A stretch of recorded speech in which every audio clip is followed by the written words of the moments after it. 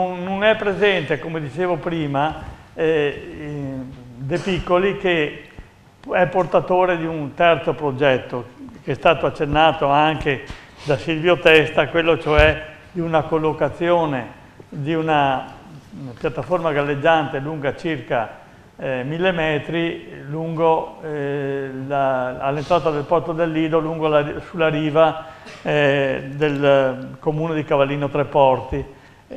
che eviterebbe l'entrata delle grandi navi nella laguna di Venezia, e sotto questo profilo mi pare di capire, anzi è stato detto, che il comitato No Grandi Navi in qualche modo è quella che ritiene più accettabile, e pur essendo anche in questo caso meno inaccettabile, diciamo meglio, ecco, mentre anche in questo caso però le grandi navi restano vicine alla città. Ultima tesi in discussione tra quelle che sono state poi coltivate e portate avanti è quella della collocazione di una nuova portualità per le grandi navi, per le navi da crociera a Porto Marghera, sulla quale il progetto è del professor D'Agostino, e gli darei la parola. Prego Roberto. Bene, grazie. Io vorrei fare due piccole premesse. La prima premessa: io sono molto d'accordo con quanto diceva Silvio Testa sul fatto che il tema delle grandi navi è un tema che ha a che fare con la vita e il futuro della città, e andava affrontato in questa ottica. Non può essere affrontato solo in termini di CO2 o in termini di evitare il passaggio delle grandi navi dal canale della Giudecca. È un'occasione straordinaria, qualunque cosa si faccia implica l'esborso di decine o centinaia di milioni di euro per cercare di fare in modo che questo impegno nazionale e locale vada in una direzione strategica e in una direzione condivisa. Da questo punto di vista è veramente assurdo che l'amministrazione comunale non sia intervenuta con grande forza, con delle proprie idee, dei propri progetti, delle proprie analisi, delle proprie opinioni, ma abbia lasciato che le cose si svolgessero così come ha richiamato molto correttamente Silvio Testa. Questa è la prima osservazione.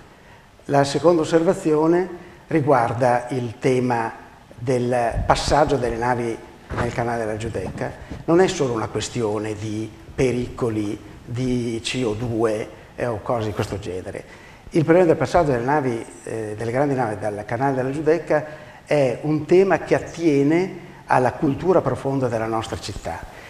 Il passaggio delle grandi navi costituisce uno sfregio e un'offesa alla dignità, alla storia, alla cultura, alla tradizione della città di Venezia. E questo non può essere quindi, il fatto di allontanarle è stato causato dall'evento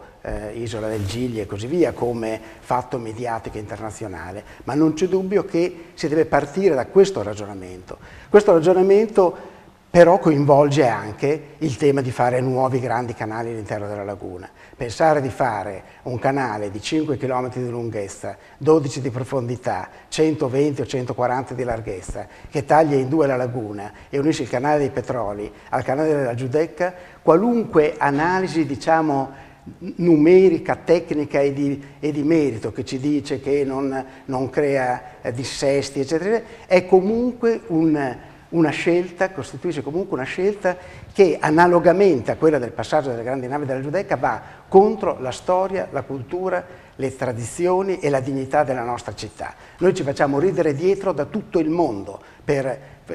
il fatto che continuiamo a parlare di cose di questo genere. Bene, detto questo, due parole sulla proposta di Porto Marghera. Io non sono molto d'accordo su quanto diceva l'avvocato Ticozzi all'inizio, che c'è stata una sola idea agli inizi del Novecento su Venezia, dopodiché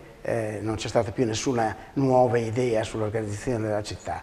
Io penso che sia stata una grande idea, che oggi non condivideremmo perché le zone industriali sulla laguna, eccetera, eccetera, però è stata una grande idea, quella di Volpi, di Cini, della città giardino di Marghera, che ha generato la città di terraferma, eccetera, eccetera, una grande idea spettacolare perché partiva da una realtà e inventava una realtà del tutto differente. Poi c'è stato un altro tentativo di idea, che è quella sulla quale ancora la città si sta muovendo, che è quella di riorganizzare questo sistema urbano che aveva reso Mestre una periferia senza qualità, Venezia un piccolo centro storico isolato, eccetera, eccetera, Marghera una zona industriale dismessa con crisi occupazionali e così via. Una idea che è stata elaborata alla metà degli anni 90, che è stata quella di ricomporre e di ristrutturare questo sistema urbano, e naturalmente idea che nel momento in cui agisse sull'esistente non può essere spettacolare come l'idea di chi costruisce una città nuova, ma di ricomporre questo sistema urbano ridando ruoli e funzioni alle diverse parti. Per cui Mestre diventa una città, insieme la città di terra, insieme a Venezia che diventa la città d'acqua. Tra Mestre e Venezia si realizzano una serie di trasformazioni in quelle zone che venivano chiamate le zone NIMBY, le zone dove si mettevano le attività che guastano la vita, che nessuno vuole nel proprio giardino, NIMBY non nel mio giardino vuol dire, e che sono il Macello a Venezia, il Tronchetto, la prima zona industriale, la stazione di Travaso del Parco di San Giuliano, e trasformarli invece in una nuova grande centralità urbana, ma soprattutto una grande centralità metropolitana. In questo disegno, che si sta effettivamente realizzando, perché la stazione di Travaso è diventata il Parco di San Giuliano, perché via Torino è stata inaugurata anche di recente la nuova università, perché a Piazzale Roma, con la Cittadella della Giustizia, con la trasformazione del Dipartimento delle Ferrovie in uffici della Regione, insomma il Parco Scientifico Tecnologico si sta effettivamente realizzando bene. L'idea di utilizzare aree che sono le aree lungo il canale industriale nord, che sono aree abbandonate, dismesse e spesso inquinate, non sono utilizzate dal punto di vista portuale, non esiste nessun utilizzo di aree commerciali per il porto di Porto Marghera. L'idea di utilizzare queste aree per fare la nuova stazione per le grandi navi è un'idea che va esattamente nella direzione di quel disegno che si sta realizzando in città. La ricostituzione del waterfront di Marghera, con la costruzione della grande stazione marittima e con tutte le ricadute che questa nuova stazione marittima può avere, perché i 2 milioni di passeggeri che arrivano attualmente alla marittima, poi qualcuno di loro segue un signore con l'ombrellino che le porta a comprare un cavallino in piazza San Marco. I 2 milioni di passeggeri che arrivassero nel waterfront di Mestre avrebbero bisogno di servizi, di attività, potrebbero essere in qualche modo intercettati e educati prima di arrivare a Venezia. Quindi è una ricostituzione e un rilancio di un settore della nostra città che non ha nessuna prospettiva di rilancio se non viene realizzato lì la stazione marittima. Contemporaneamente spostare il grande porto passeggeri a Marghera vuol dire recuperare l'attuale stazione marittima, da un lato per un porto di alta gamma, che non vuol dire navi Titanic fino a 40.000 tonnellate, vuol dire i grandi yacht, vuol dire le navi, i mezzi turistici compatibili col passaggio anche attraverso il canale della Giudecca, e utilizzare gran parte delle aree che comunque si libererebbero per farne una sorta di nuovo quartiere urbano. L'ipotesi del progetto che io presento prevede che, per esempio, che vengano realizzati 800 alloggi in social housing. Tutta l'operazione Porto Marghera e Marittima in questo modo diventa un'operazione non a perdere, cioè non un'operazione in cui si investono, come per esempio il canale Contorta, 200 milioni per lasciare le cose come stanno, per fare in modo che la Marittima rimanga così com'è. Si buttano via 200 milioni, si fa una ferita nella laguna, come dicevo, incompatibile con l'intelligenza e la cultura della nostra città, e poi alla fine le cose rimangono così. L'idea di portare la nuova stazione passeggeri a Marghera significa rilanciare Marghera, significa rilanciare la Marittima, significa risolvere i problemi ambientali che sono stati detti, significa fare un'operazione che utilizza le vie d'acqua esistenti. Bisognerebbe certamente fare alcuni interventi, ma tipo sulle rive, sulle sponde, eccetera, eccetera, ma sono interventi enormemente meno impattanti di qualunque nuovo scavo e così via. È una prospettiva, diciamo, di lunga durata, è certamente una prospettiva che ha un orizzonte dei 20 e 30 anni. Può darsi che nei prossimi 20-30 anni si decidano delle cose ancora differenti. Per esempio, chiudere la laguna, ma allora vuol dire non tenere fuori le grandi navi turistiche, ma vuol dire chiudere il canale dei Petroli, chiudere Porto Marghera e farne una scelta diversa. Può anche darsi, questa è una visione di lungo periodo, forse lunghissimo, è una visione molto dignitosa, culturalmente può essere molto affrontata, molto discussa, ma ha quella prospettiva lì. E bisogna dirlo fino in fondo, non si tratta di tenere fuori le navi dal canale Giudecca, si tratta di decidere che Porto Marghera ha fatto il suo tempo, va chiuso e bisogna pensare a un'economia completamente diversa. Io penso che nei 20-30 anni che ci dividano da questo punto di arrivo probabile, ma non sappiamo cosa sarà poi il turismo fra 30 anni, se saranno le navi da 1 milione di tonnellate oppure se si navigherà su navi da 30.000 tonnellate perché sono più qualitative e così via, oppure se non si navigherà affatto. Questo lo vedremo fra 30 anni. In questo lasso di tempo io credo che il progetto di Marghera sia dentro completamente la linea delle strategie urbanistiche che si è data alla città e che ancora non sono state modificate. Forse avrebbero dovuto essere modificate in questi 20 anni, ma purtroppo non lo sono state fatte. È completamente quindi dentro una strategia ed è una linea che potrebbe cambiare, migliorandone in modo radicale sia gli assetti urbanistici sia gli assetti economici. Il conto che viene fatto nel nostro progetto, come nel fascicolo che parla dei conti economico-finanziari,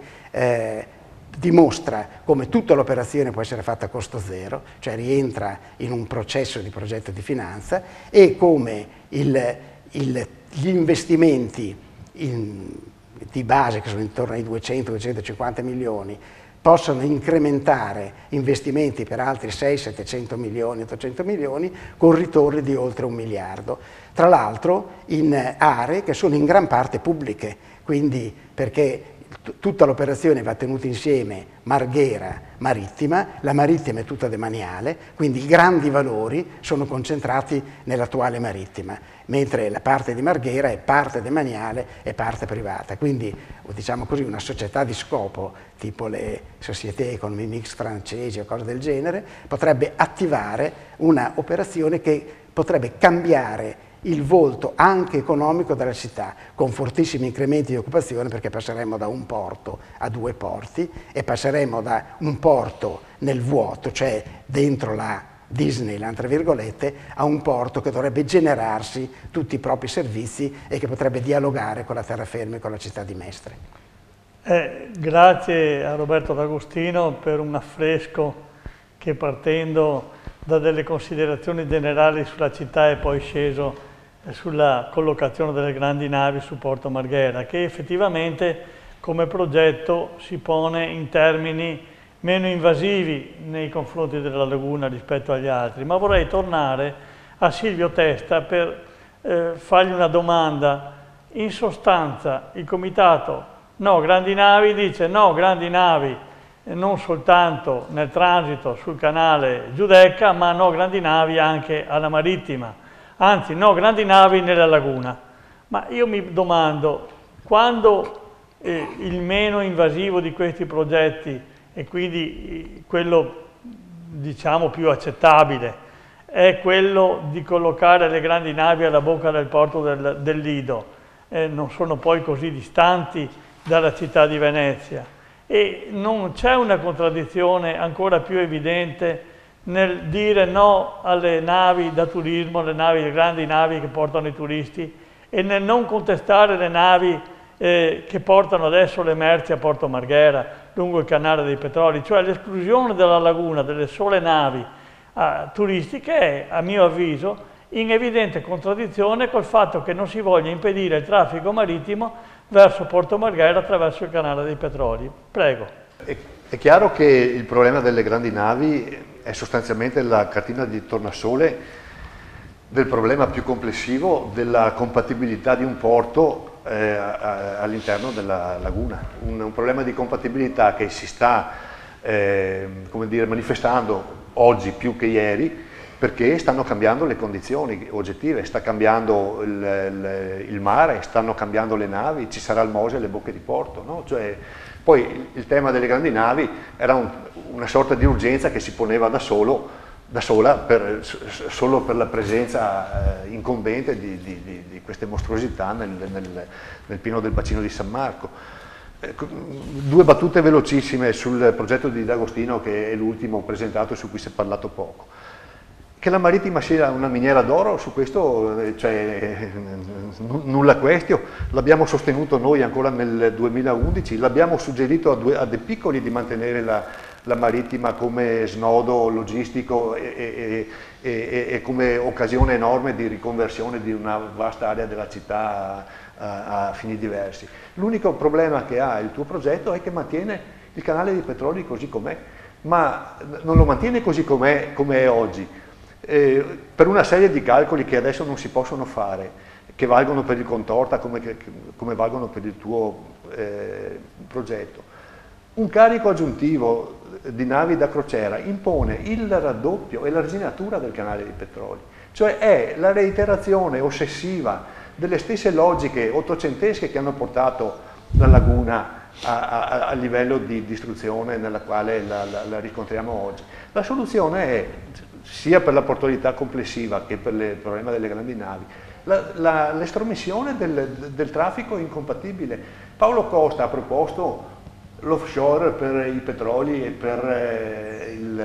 i container in mare aperto, mica perché è convinto davvero, come dice, di intercettare chissà quali volumi di traffico aggiuntivi, perché sa perfettamente che per il Mose che lui stesso ha voluto, il porto di Venezia nel giro di 10-15 anni andrà al di fuori di ogni logica di mercato. No? Per cui la strada è quella, non c'è città al mondo che aveva i porti all'interno dell'area urbana che non si sia avvicinata al mare. La storia è lì, la crescita del livello del mare lo impone. Nel 2050 il Mose chiuderà 327 volte all'anno, adesso non posso motivare il calcolo, ma a 1,10 m, come dice la scelta condivisa, no, di apertura di innalzamento delle paratie. 1,10 m vuol dire che nel 2050 il Mose chiude 327 volte all'anno. Ringrazio Silvio delle precisazioni, rilevo però che al 2050 mancano ancora una trentina d'anni più o meno, quindi abbiamo un certo tempo tecnico per fortuna per risolvere il problema. Ecco, quello che mi pare importante è comunque di capire dove questi progetti trovano dei punti deboli, e mi riferisco anzitutto al progetto Sant'Angelo Contorta, perché in buona sostanza questo progetto prevede che le navi da crociera percorrano il canale dei Petroli dalla bocca di porto fino alla punta di Fusina, perché Sant'Angelo Contorta parte dalla punta di Fusina, il che significa in sostanza che arrivano fino a dove comincia il porto, il porto commerciale odierno, il porto industriale odierno. Quindi è incomprensibile come mai non si sia ritenuto da parte del porto e di una persona che poi è quella che rappresenta il porto, il professor Costa, di valutare ipotesi alternative, la più logica delle quali era appunto quella presentata qui da Roberto D'Agostino, di collocare il porto turistico di Venezia nel luogo in cui già le navi arrivano per poi girare col Sant'Angelo Contorta verso Venezia, perché in buona sostanza il canale dei Petroli sempre quello è. Ecco, quanto poi all'utilizzo di questo canale va anche detto che indubbiamente il traffico diciamo industriale che arrivava a Porto Marghera un po' di anni fa è, per non dire altro, diciamo grandemente diminuito. Quindi l'utilizzo di questo canale certamente è, almeno così risulta dagli studi fatti, compatibile con le navi da crociera fino alla punta di Fusina, e non si capisce perché, come mai non si sia valutato da parte del porto delle ipotesi alternative. E mi pare però che invece il professor Bruno Bernardi, nel libro di cui è coautore, abbia il libro analizzato le ipotesi alternative, valutando anche se con esito non del tutto favorevole. Su questo gli darei la parola. Ripeto, principio di precauzione e di gradualità. Le osservazioni che faceva prima Roberto erano da questo punto di vista assolutamente condivisibili. La necessità di un contesto ampio nel quale considerare tutti quanti i cambiamenti possibili, immaginabili e soprattutto il ruolo della città nei prossimi anni, nei prossimi decenni, come dissentire da questo. Semplicemente sottolineo il tema di prima, a fronte di un approfondito coinvolgimento della città su questi argomenti, non possiamo cominciare con una decisione che in realtà precorre gli esiti dei ragionamenti stessi. Non possiamo cominciare con intanto dire questo no, dopodiché cominciamo a trovare delle buone ragioni per cui l'abbiamo chiuso. Io francamente, ripeto, tutte le considerazioni positive del caso sulla necessità di tener conto delle diseconomie, delle negatività collegate alla presenza di tutte quante le attività produttive, non solo delle grandi navi ma anche di Porto Marghera, il quale, poveretto, non è che decideremo noi di chiuderlo, è già stato chiuso. Marghera non ha più un futuro che sia il futuro novecentesco di cui si parlava prima. Quindi la rivitalizzazione del waterfront è una grandissima occasione. È una grande occasione anche pensata con o senza il problema delle navi. Ringrazio infine una cosa, lo dico assolutamente senza sottolineature di nessun genere, ma quando D'Agostino dice non è tanto importante il CO2, c'è, non c'è, eccetera, il problema è un problema di sottrazione del dibattito sulle navi all'ambito delle contingenze e ragioniamo con la storia alla quale per le quali queste navi sarebbero un particolare sfregio. Prendo atto di questa posizione, mi limito a osservare che questo significa che tutto quello che si è detto sulla cancerogenicità, tutte quante le storie che vogliamo sono un'altra cosa, perché la cosa veramente importante è il vulnus culturale ed estetico. Benissimo, ragioniamo anche su questo, ma non cerchiamo di contrabbandare per piacere la necessità o la volontà di far chiudere il crocierismo veneziano di qui a poco con il fatto che questo sia una minaccia alla salute dei cittadini. Ci dimostrino che è così, le prove che abbiamo ci dicono che non è così. Bene, ringrazio Bruno Bernardi e ultimo intervento, la parola a Roberto D'Agostino. Ma qui ci sono due ragionamenti, un ragionamento di ordine, come dicevamo, di strategia urbanistica, di strategia economica, di cultura della città e così via, e un ragionamento è di carattere più, diciamo, di numeri, tecnico, ci sono i vari tecnicismi. Il canale dei Petroli regge il passaggio delle grandi navi, quando verranno chiuse definitivamente, che questo è tutto un tema che che è giustissimo analizzarlo a fondo. Cioè, io ci tengo a dire che il progetto che ho presentato non ha padri né committenti. L'unico padre committente è l'impegno civico che personalmente mantengo in questa città da quando ho fatto i piani di cui ho parlato in precedenza. Quindi è una pura operazione per proporre un'alternativa che vada nella linea dei ragionamenti strategici fatti sulla città in questi anni. Poi gli aspetti tecnici, da quello che mi risulta dagli studi che persone ben più competenti di me in fatto di idraulica, di ingegneria marina e così via, hanno fatto a supporto del progetto che ho presentato, e l'hanno fatto anche lì senza committenti e per pura diciamo, senso civico, non prospettano quello scenario diciamo, pesantissimo di cui parla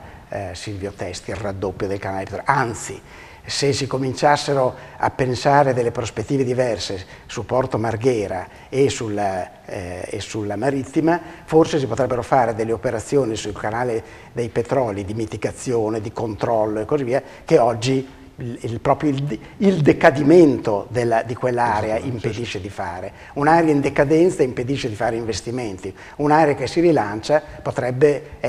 vedere degli investimenti anche nel senso della diminuzione degli impatti e così via. Bene, allora la parte, diciamo, degli approfondimenti sanitari, idrogeologici, dell'ingegneria marina e così via, debbono essere assolutamente fatti, debbono essere approfonditi.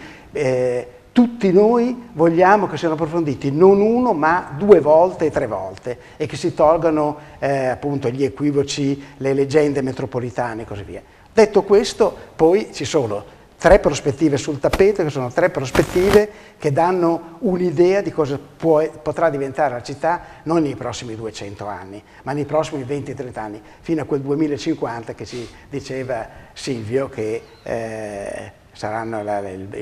il Mose sarà chiuso 365 giorni all'anno. Quindi questo è un discorso, su questo discorso confrontiamoci e poi valutiamolo tecnicamente nel modo più opportuno. E credo che anche al momento della valutazione tecnica, io non voglio fare ma vediamo cosa significherebbe anche dal punto di vista ambientale il nuovo porto alle Bocche di Porto, poi lo confrontiamo con cosa significa dal punto di vista ambientale con il nuovo porto a Marghera e credo che avremo delle sorprese che potranno confermare l'ipotesi che sto facendo. Ringrazio tutti gli intervenuti per il discorso, per i ragionamenti che abbiamo fatto insieme con molto interesse, spero per chi ci sentirà, e mi permetto anche di augurarmi che in sede di VIA tutti i progetti vengano esaminati con attenzione, non vi sia invece, come purtroppo sembra, la preferenza per uno, il canale Sant'Angelo-Contorta, perché è l'unico in qualche modo completato, visto che il porto ha ritenuto di proporre un solo progetto, anziché esaminare con occhio obiettivo la situazione e cercare varie soluzioni. Grazie a tutti, buongiorno.